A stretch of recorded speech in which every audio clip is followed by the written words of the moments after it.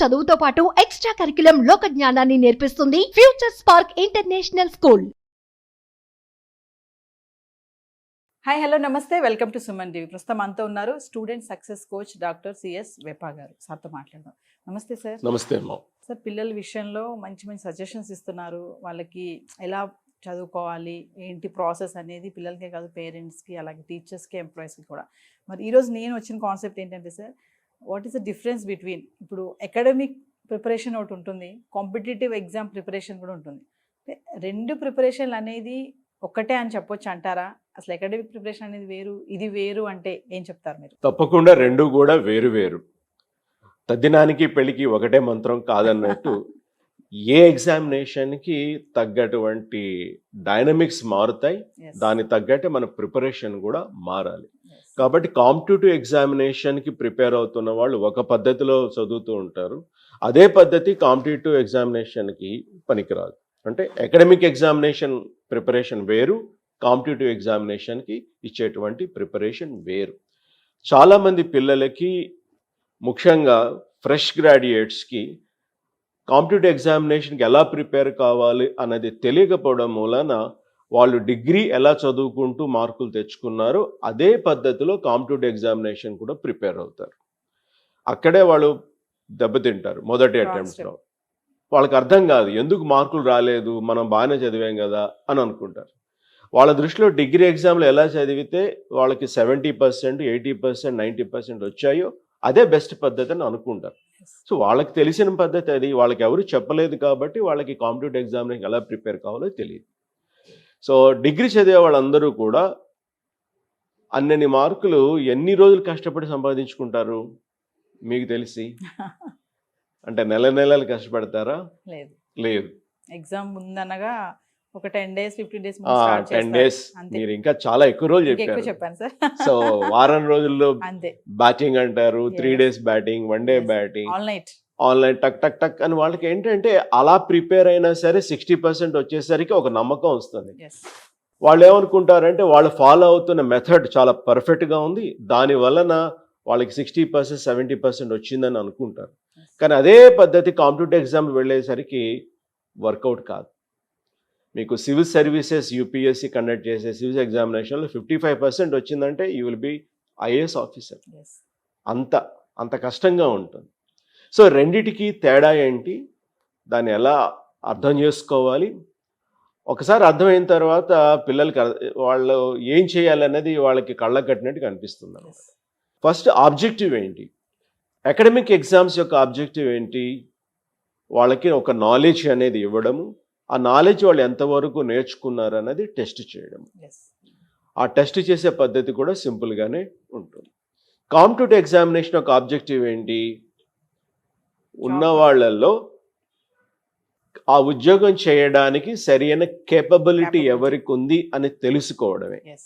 ఇక్కడ నాలెడ్జ్కి అంత ఇంపార్టెన్స్ మనకి కనిపించదు. వీళ్ళకి కేపబిలిటీ ఉందా లేదా అన్నది ఒక రిక్రూట్మెంట్ ప్రాసెస్ అనేది క్రియేట్ చేసి దాని ద్వారా అసెస్ చేయడం జరుగుతుంది. అది రిటర్న్ టెస్ట్ కావచ్చు, ఇంటర్వ్యూ కావచ్చు. రిటర్న్ టెస్ట్లోనే మళ్ళీ ప్రిలిమ్స్, మెయిన్స్ ఇవన్నీ కూడా ఉన్నాయి. మనకి కాంపిటేటివ్ ఎగ్జామినేషన్లో ముఖ్యంగా ఒక కోర్స్కి జరిగేటువంటి కాంపిటేటివ్ ఎగ్జామినేషను, ఒక జాబ్కి జరిగేటువంటి కాంపిటేటివ్ ఎగ్జామినేషను రెండు కూడా వేరు వేరు. ఫర్ ఎగ్జాంపుల్, మీరు డిగ్రీ అయిపోయింది, పీజీ ఎంట్రన్స్ రాశారు అంటే మీరు you are going for another course. అలాంటి కాంపిటేటివ్ ఎగ్జామినేషన్స్ మోరాలెస్ మనకి అకాడమిక్ ఎగ్జామ్స్ లాగానే ఉంటాయి. కానీ జాబ్కి వచ్చి కండక్ట్ చేసేటువంటి కాంపిటేటివ్ ఎగ్జామ్స్ మాత్రం చాలా భిన్నంగా ఉంటాయి. సో ఆబ్జెక్టివ్ అనేది వేరుగా ఉంటుంది. రెండోది సక్సెస్ రేట్ అనేది ఎలా ఉంటుంది? 10th క్లాస్ చూడండి, 15 లక్షల మంది రాస్తారు మన రాష్ట్రంలోనే. అలాగే ఇంటర్మీడియట్ అరౌండ్ 10 lakhs రాస్తారు. సో డిగ్రీ కూడా మనకి దానికన్నా కొంచెం బట్ లక్షల్లోనే ఉంటుంది. ఇన్ని లక్షల మంది ఎగ్జామ్స్ రాస్తూ ఉన్నా రిజల్ట్ వచ్చేసరికి ఎవరి సక్సెస్ వాళ్ళదే. సక్సెస్ మీద లిమిట్ లేదు. అందరికీ ఫస్ట్ క్లాస్ వచ్చే ఛాన్స్ ఉంది, అందరికీ డిస్టింక్షన్ వచ్చే ఛాన్స్ ఉంది, అందరికీ 95% వచ్చే ఛాన్స్ కూడా ఉంది. ఇక్కడ కాంపిటీషన్ అనేది లేదు. ఎవరైతే కష్టపడతారో వాళ్ళ పెర్ఫార్మెన్స్ను బట్టి ఆ రిజల్ట్ అనేది ఉంటుంది. కానీ జాబ్కు సంబంధించినటువంటి కాంపిటేటివ్ ఎగ్జామినేషన్లో ఒక 500 పోస్టులు ఉంటే కనుక 1000 మంది అప్లై చేసిన, 10,000 మంది అప్లై చేసిన, 10 లక్షల మంది అప్లై చేసిన విజయం అనేది 500 మంది మాత్రమే వస్తుంది. అంటే ఇక్కడ సక్సెస్ అనేది లిమిటెడ్. అకాడమిక్ ఎగ్జామ్స్లో ఇట్ ఈజ్ అన్లిమిటెడ్. అన్లిమిటెడ్ ఎగ్జామినేషన్కి ప్రిపేర్ అయ్యి అందులో మంచి మార్కులు తెచ్చుకున్న వాళ్ళకి ఉండేటువంటి ఒక అభిప్రాయం ఏంటంటే ఈ కాంపిటేటివ్ ఎగ్జామినేషన్లో కూడా అలాగే వస్తాయి, సెలెక్ట్ అయిపోతాము. కానీ ఇక్కడ సక్సెస్ ఇన్ అన్లిమిటెడ్, ఇక్కడ లిమిటెడ్ కాంపిటేటివ్ ఎగ్జామినేషన్ అన్నది వాళ్ళకి అర్థం కావడానికి టైం పడుతుంది. అంటే సార్ ఇప్పుడు అకాడమిక్ ఇయర్లో మీరు అన్నట్టుగా అక్కడ టాపర్స్ ఉంటారు, బాగా మంచి ర్యాంక్స్, స్టేట్ ర్యాంక్స్ వస్తాయి. కానీ కమింగ్ టు కాంపిటేటివ్ ఎగ్జామ్ అక్కడ వచ్చేటప్పుడు వాళ్ళకి అది పడిపోతుంది, ఫెయిల్ అయిపోతారు. అక్కడ ఎందుకంటారు సార్? అక్కడ టాపర్ ఉన్నారు కదా, ఇక్కడ ఎందుకు వాళ్ళు డౌన్ అయిపోతున్నారు? Very much true. చాలా మంది నేను పర్సనల్గా కూడా అబ్జర్వ్ చేశాను. వాళ్ళకి అకాడమిక్ ఎగ్జామ్స్లో మంచి మార్కులు వస్తాయి, గోల్డ్ మెడల్ కూడా వస్తుంది. కానీ కాంపిటేటివ్ ఎగ్జామ్స్కి వచ్చేసరికి వాళ్ళు ఫెయిల్ అయిపోతారు. దీనికి ప్రధానమైన కారణం వాళ్ళకు ఉండేటువంటి ప్రిపరేషన్ మెథడాలజీ, అదంతా కూడా అకాడమిక్ ఎగ్జామినేషన్ ఓరియంటేషన్లోనే ఉంటుంది. కాంపిటేటివ్ ఎగ్జామ్ యొక్క డైనమిక్స్ అనేది వాళ్ళు అర్థం చేసుకోవడంలో ఫెయిల్ అవుతారు. కాబట్టి వాళ్ళు అకాడమిక్ ఎగ్జామ్స్లో సక్సెస్ పొందడానికి ఉపయోగపడ్డ స్ట్రాటజీలు ఇందులో పూర్తిగా పనికిరావు. దానివల్ల వాళ్ళకి సక్సెస్ అనేది రాకపోవచ్చు. ఇది అందరిలో జరుగుతుందని లేదు. కొంతమంది they understand the dynamics and they switch over immediately, అట్లా జరుగుతుంది. సార్ ఇందులో ఇంకొకటి చూసుకోవచ్చు సార్, బై హార్డ్ అంటారు కదా. ఇప్పుడు అకాడమిక్ ఇయర్లో అందరికీ తెలిసిన విషయమే, చాలామంది బై హార్డ్ చేస్తారు, బట్టి అనమాట, వాళ్ళకి బుక్ నాలెడ్జ్ ఉండదు. సార్ కమింగ్ టు కాంపిటేటివ్ ఎగ్జామ్కి మరి బై హార్డ్ అనేది ఎంతవరకు పనిచేస్తుంది అంటారు? ఖండతా పట్టడం అనేది నాలెడ్జ్కి సంబంధించినటువంటి విషయం. అకాడమిక్ ఎగ్జామ్స్లో అలా కంటతా పట్టడము, ఫ్యాక్చువల్ ఇన్ఫర్మేషన్ గుర్తుపెట్టుకోవడము వర్కౌట్ అవుతుంది. కానీ కాంపిటేటివ్ ఎగ్జామినేషన్లో ఈ ఫ్యాక్ట్స్ని మించి అడుగుతారు. అంటే క్యాండిడేట్కి అనలిటికల్ స్కిల్స్ ఉన్నాయా లేదా, ఆ విశ్లేషణ దృక్పథం ఉందా లేదా, ఒక డెసిషన్ తీసుకునే క్యాపబిలిటీ, మెచ్యూరిటీ ఉందా లేదా, ప్రాబ్లమ్ సాల్వింగ్ స్కిల్స్ ఉన్నాయా లేవా, ఇవన్నీ కూడా మనకి రిటర్న్ టెస్ట్లో వాళ్ళు అసెస్ చేస్తారు. సో కేవలం ఫ్యాక్ట్స్ గుర్తుపెట్టుకుని వెళ్ళినంత మాత్రాన వాళ్ళకి అనలిటికల్ స్కిల్స్ అనేది ఆటోమేటిక్గా రావు. పుస్తకం వాళ్ళ ముందు పెట్టిన ఎగ్జామ్ హాల్లో అనలిటికల్ స్కిల్స్ లేకపోతే ప్రశ్నకు తగ్గట్టు ఆన్సర్ ఇవ్వలేరు. కాబట్టి బట్టి వేయడం అనేది, కంటతా పట్టడం అనేది అకాడమిక్ ఎగ్జామ్స్లో కొంతవరకు ఉపయోగపడిన కాంపిటేటివ్ ఎగ్జామినేషన్లో మనకి దాని మీదే డిపెండ్ అయితే మాత్రం కుదరదు. ఎందుకంటే ఇక్కడ ప్రశ్నలు ఎక్స్ప్లెయిన్ అంటారు, డిస్క్రైబ్ అంటారు, వాట్ ఈస్ యువర్ ఒపీనియన్ అంటారు, ఒక ప్రాబ్లం ఇచ్చి suggest a solution and tell us why did you suggest అని అంటారు, మీ ఒపీనియన్ ఏంటి చెప్పమని అంటారు. ఇవన్నీ కూడా రావాలంటే కనుక దానికి తగు విధంగా ఆలోచించడము, ప్రిపేర్ అవ్వడము వాళ్ళకి తెలిసి ఉండాలి. చిన్న టాపిక్ మీద కూడా వాళ్ళు అనలిటికల్ స్కిల్స్ ఉన్నాయా లేదా అని టెస్ట్ చేయగలుగుతారు. ఓకే, అకాడమిక్ ఎగ్జామ్స్లో సాధారణంగా పేపర్ దిద్దే వాళ్ళందరూ కూడా పిల్లలకి హెల్ప్ చేద్దామని అనుకుంటారు. ఫర్ ఎగ్జాంపుల్ బాయిల్స్ లా రాయండి అని ఉందనుకోండి, బాయిల్స్ లా గురించి ఎక్స్ప్లెయిన్ చేయండి అని, or mention the significance of Boyle's law అని ఒక మాట ఉందనుకోండి, చిన్న ఎగ్జాంపుల్. అతనికి ఏం తెలియపోయినా బాయిల్స్ లా ఆ లా ఒకటి రాసేసి వచ్చినా ఎన్నో కొన్ని మార్కులు వస్తాయి. అదే మనకి కాంపిటేటివ్ ఎగ్జామినేషన్లో సిగ్నిఫికెన్స్ రాయమన్నాం కాబట్టి సిగ్నిఫికెన్స్ రాయకపోతే మార్కులు అనేవి రావు. అంటే అకాడమిక్ ఎగ్జామ్స్లో ఒక మార్క్ ఏదైనా యాడ్ చేద్దామా అని దిద్దేవాళ్ళు ఆలోచిస్తారు. కాంపిటేటివ్ ఎగ్జామినేషన్లో ఎక్కడ ఒక మార్క్ కట్ చేయాలని చెప్పేసి దిద్దేవాళ్ళు చూస్తారు.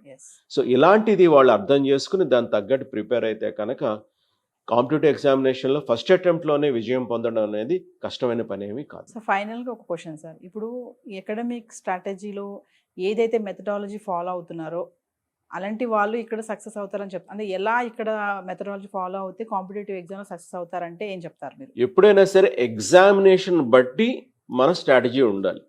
కాంపిటేటివ్ ఎగ్జామ్ జాబ్కి సంబంధించినవి కూడా సివిల్స్కి ఒక స్ట్రాటజీ ఉండాలి, గ్రూప్ 1కి ఒక స్ట్రాటజీ ఉండాలి, గ్రూప్ 2కి ఒక స్ట్రాటజీ ఉండాలి.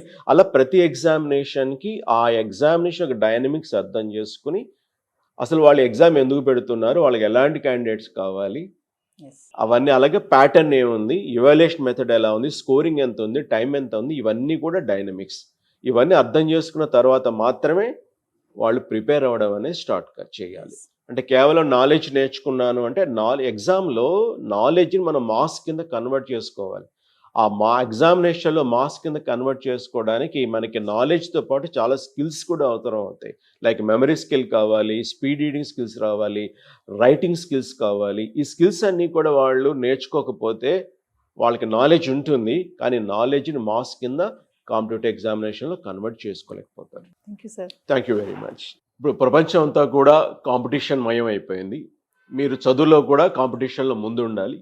చదువులో కాంపిటీషన్లో ముందు ఉండాలంటే కేవలం నాలెడ్జ్ సంపాదించడం ఒకటే కాదు, మీకు చాలా స్కిల్స్ కూడా తెలిసి ఉండాలి. ఆ స్కిల్స్ మీకు ఉన్నటువంటి నాలెడ్జ్ని మార్క్స్ కింద కన్వర్ట్ చేసుకోవడానికి ఉపయోగపడుతుంది.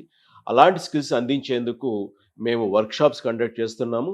సో ఈ వర్క్షాప్ డీటెయిల్స్ అన్నీ కూడా మీకు తెలియాలంటే ఇక్కడ కిందన పేర్కొన్నటువంటి నెంబర్కి మీరు కాల్ చేయండి, డీటెయిల్స్ అని చెప్తారు. ఈ వర్క్షాప్లో మీరు జాయిన్ అయ్యి మీ యొక్క సక్సెస్ అనేది ఈ ఎగ్జామ్స్లో పెంచుకోండి. We wish you all the best. So viewers చూసారు కదా వీడియోస్. మరి డాక్టర్ సిఎస్ విపా గారు స్టూడెంట్స్ని, పేరెంట్స్ని ఉద్దేశించి మెమరీ టెక్నిక్స్, ట్రైనింగ్ టెక్నిక్స్ కూడా ఇవ్వడం జరుగుతుంది. మరి ఆన్లైన్ క్లాసెస్ కూడా మేము స్టార్ట్ చేయడం అయితే చేస్తున్నాము. మీరు కింద కనిపిస్తున్న నెంబర్కి ఇంట్రెస్ట్ ఉన్న వాళ్ళు రిజిస్ట్రేషన్ చేసుకోండి, ఎన్రోల్ చేసుకోండి. మరి ఆ క్లాసెస్ ఎవరైతే వింటారో వాళ్ళకి మంచి రిజల్ట్స్ అనేవి తెలుస్తాయి. వీడియోస్ చూసారు కదా, ఎలాంటి టెక్నిక్స్ చెప్తున్నారు, ఎలాంటి టిప్స్ చెప్తున్నారు. అది స్టూడెంట్స్కే కాదు, నాట్ ఓన్లీ స్టూడెంట్స్, ఎంప్లాయీస్కి కూడా, పేరెంట్స్కి కూడా, టీచర్స్కి కూడా ఇవన్నీ కూడా యూజ్ అవుతాయి. సో ఇంట్రెస్ట్ ఉన్న వాళ్ళు ఎక్కడ లేట్ చేయకుండా కనిపిస్తున్న నెంబర్కి కాల్ చేయండి. వెపా సార్ టీం అంతా కూడా మీకు అందుబాటులో ఉంటుంది. ఏమైనా డౌట్స్ ఉన్నా కూడా, ఎలాంటి సందేహాలు ఉన్నా కూడా ఆలోచించొద్దు, కాల్ చేయండి. సార్ టీంతో మాట్లాడండి, రిజిస్ట్రేషన్ చేసుకొని ఎన్రోల్ చేసుకోండి. Thank you. సుమన్ టీవీలో మీ పర్సనల్ అండ్ బిజినెస్ ప్రమోషన్స్ కోసం కింది నెంబర్కి కాంటాక్ట్ చేయండి.